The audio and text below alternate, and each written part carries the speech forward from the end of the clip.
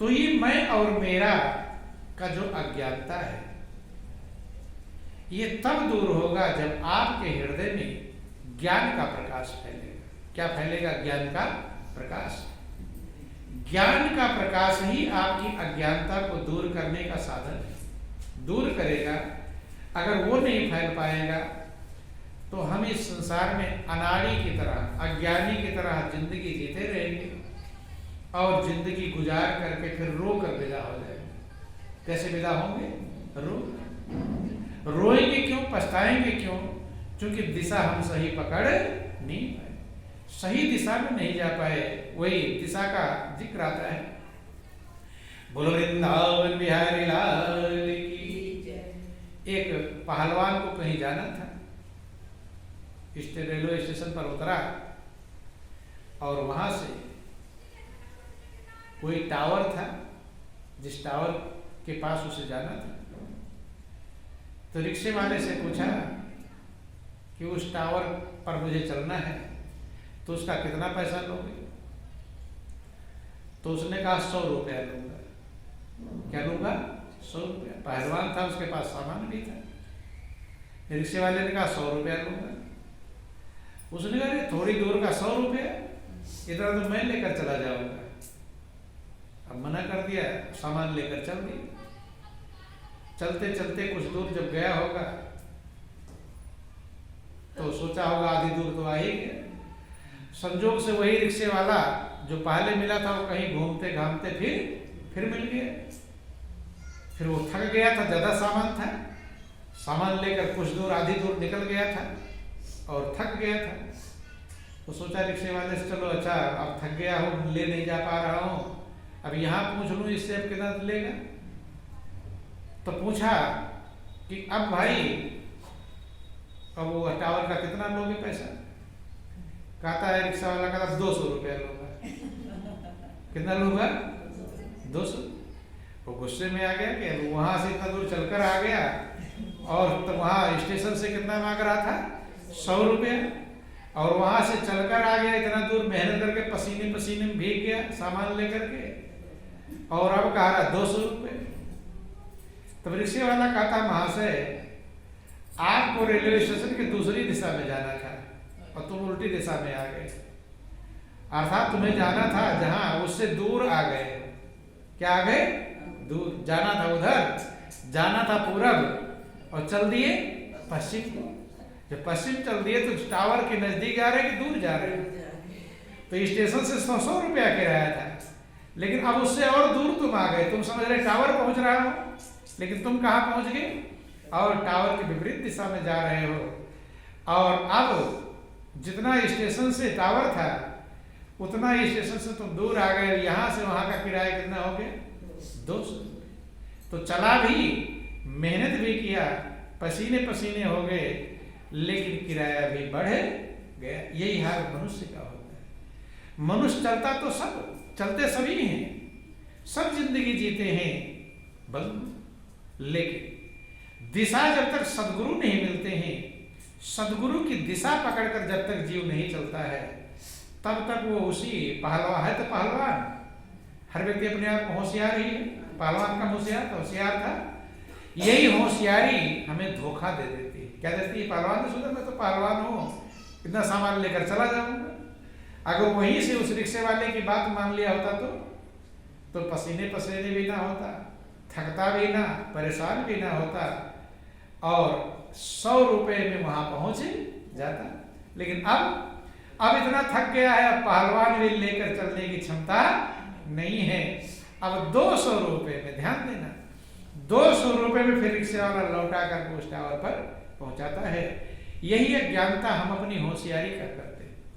होशियारी तो है, बुद्धिमानी तो है, लेकिन वो होशियारी हमारी लग कहाँ रही है? सही दिशा में लग रही है या उल्टी दिशा में लग रही है? धर्म के काम में लग रही है या उल्टी दिशा में लग रही है? बंधुओं ध्यान देना, वो होशियारी हमारे चालाकी बुद्धिमानी नुकसान कर देती है। क्या कर देती है? नुकसान।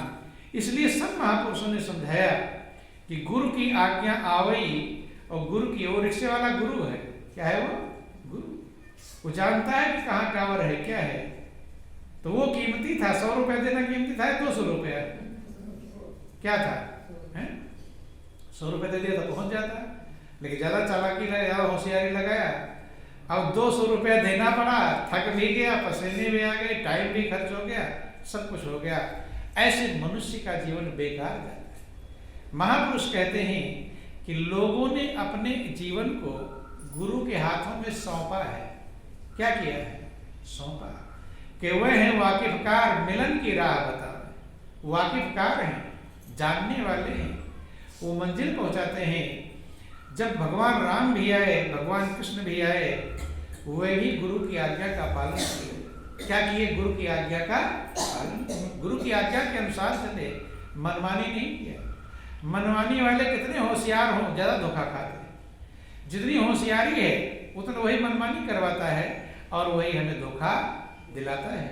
इसलिए महापुरुष कहते हैं कि अपनी जिसने सौंप दी प्रभु के हाथों डोर, और कभी उलझती ना दिखी तुलसी नंद किशोर। जिसने अपना सौंप दिया, प्रभु को समर्पित कर दिया जीवन, तो परमात्मा उसकी मंजिल को कहीं ना कहीं से पहुंचा देता है। और जो अपनी बुद्धिमानी पर चलता है, होशियारी पर चलता है, बड़े बड़े कहते बहुत होशियार लुटाए गए, बहुत बड़े बड़े होशियार अपने जीवन को लुटाकर चले जाते हैं। चूंकि ये रास्ता ही अजीब गरीब है, यहाँ बुद्धि की जरूरत नहीं है। यहाँ किसकी जरूरत है? यहाँ भाव की जरूरत होती है। किसकी जरूरत होती है? भाव की। बुद्धि तो भटकाती है, बुद्धि के पास तर्क वितर्क है, बुद्धि के पास हिसाब किताब। क्या है? हिसाब किताब। किसी ने कहा कि मेरा और प्रभु का रिश्ता निभेगा कैसे? क्या होगा? निभेगा कैसे? कि निभ सकेगी, डर रहा हूं कि निभ सकेगी, कि मैं हूं हिसाबी और वो है बेहिसाब। परमात्मा क्या है? वो बेहिसाब, जो कुछ भी आपको दिया है बेहिसाब दिया है। जितना मर्जी कहे ले लो, उसके देने में कोई कसर नहीं। अब आप खुद ही ना ले पाओ, आपकी मर्जी। आपका बर्तन ही छोटा हो, जैसा पात्र रहेगा उतना ही हम ले पाएंगे। देखो गंगा बह रही है, तो गंगा किसी को मना नहीं करती कि पानी भरकर मत ले जाओ, मना करती है। बाल्टी ले जाओ, बोतल ले जाओ, जो आपके पास बर्तन है, और जितना बड़ा जिसके पास पात्र होगा वही भरकर ले पाएगा। गंगा को कुछ नहीं है, ज्यादा ले जाओ, टैंकर भरकर ले जाओ, कोई फर्क नहीं पड़ता। समझ में? तो ऐसे परमात्मा के यहाँ पर किसी प्रकार की कुछ कमी नहीं कि साहिब के दरबार में कमी का हो की नाई, और बंदा मौज न पावई चूक चाकरी मां। प्रभु के दरबार में किसी प्रकार की कोई कमी होती नहीं, लेकिन हम उतना ही ले पाते हैं जितना हमारा हृदय रूपी पात्र होता है। पात्र जैसा रहेगा उतना ही हम ले पाएंगे, और पात्र अगर गंदा है तो सामान भी खराब हो जाएगा। बंधु बोलिए प्रेम से गुरुदेव महाराज की। इसलिए हृदय रूपी पात्र साफ होना चाहिए, बड़ा होना चाहिए, हृदय में महानता होनी चाहिए, तुच्छता नहीं होनी। हृदय जब महान होगा, शुद्ध होगा, साफ होगा, तो परमात्मा को ओढ़े लेने में दिक्कत नहीं है और आपको लेने में कोई दिक्कत नहीं। लेने वाला इतना लेता है, लेते लेते थक जाता है, लेकिन देने वाला देते देते थकता नहीं। इसलिए बहुत अनमोल मौका मिला है, प्रभु की कृपा से मिला है। संभालें जितना बन पाओ, हर पल पल को संभालें। कोई भी पल हमारा बेकार न जाने पावे, इधर उधर में न जाने पावे। एक एक पल जो प्रभु की कृपा से मिला है ये अनमोल है। ये सारा संसार देने पर भी एक पल आपको मिलने वाला नहीं, कि चाहे तुम गाफिल रहो दुनिया में, चाहे होशियार, चाहे गाफिल रहो चाहे होशियार रहो, कि कोई तो बाजी हार चला है, कोई चला है जीत। आप जीत कर जाओ या हार कर जाओ, आपकी मर्जी है। और जीत तभी पाएंगे जब दांव पे सिखाने वाले सदगुरु को अपना पथ प्रदर्शक बना लेंगे, उनके पथ पर चलेंगे, उनके बताए रास्ते पर चलेंगे, अपने मन को छोड़ेंगे। मन को ही छोड़ना बहुत कठिन। किसको छोड़ना? मनमीत को छोड़कर देख जरा, सबसे बड़ा मित्र कौन है? कौन है? मन है। मन से बड़ा मित्र कोई भी। मन तिकाए कितनी बार गड्ढे में गिराया हो, ऐसे समझ लो।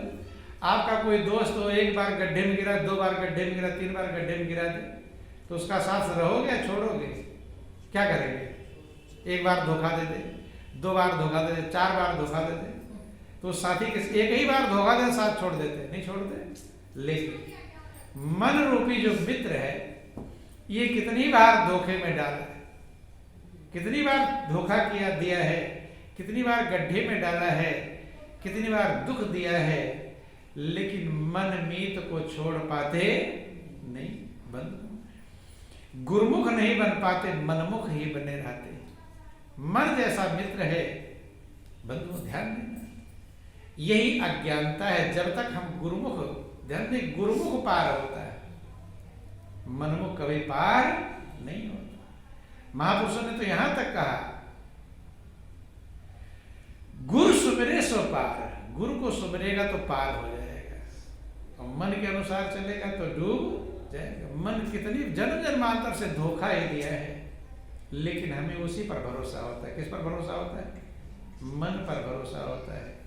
ठगर जो बार बार ठगता है, धोखा देता है, जिसी जन्म का याद कर लो, कितनी बार मन ने धोखा दिया होगा, कष्ट दिया होगा कि नहीं? उल्टा चलाकर कष्ट दिया होगा, धोखा, अज्ञानता के कारण धोखा खाया होगा, कष्ट उठाया होगा, रोए होंगे, बिलखे होंगे, तड़पे होंगे, लेकिन फिर भी नहीं समझ पाते कि मन है मेरा अज्ञानी। क्या जानते हैं कि मन मेरा बहुत बड़ा होशियार है। बस यही भूल है। जिन्होंने ये भूल नहीं संभाल पाया, उनका जीवन संभल नहीं पाया। इस भूल को हमें संभालना का प्रयास करना चाहिए कि मनमीत को छोड़ के देख के जरा। बोलो वृंदावन बिहारी लाल की। तो जीवन बहुत कीमती है। एक एक पल जो मालिक ने दिया है, अनमोल दिया है, कृपा करके दिया है, हर पल को संभालें। ये आपको इसीलिए समझाया था ताकि बाद में आपको पछतावा न करना पड़े। अभी संभाल लें, और फिर पछताए होकर चिड़िया चुग गई के फिर पछताने से कुछ लाभ नहीं। इन्हीं शब्दों के साथ बोलिए प्रेम से।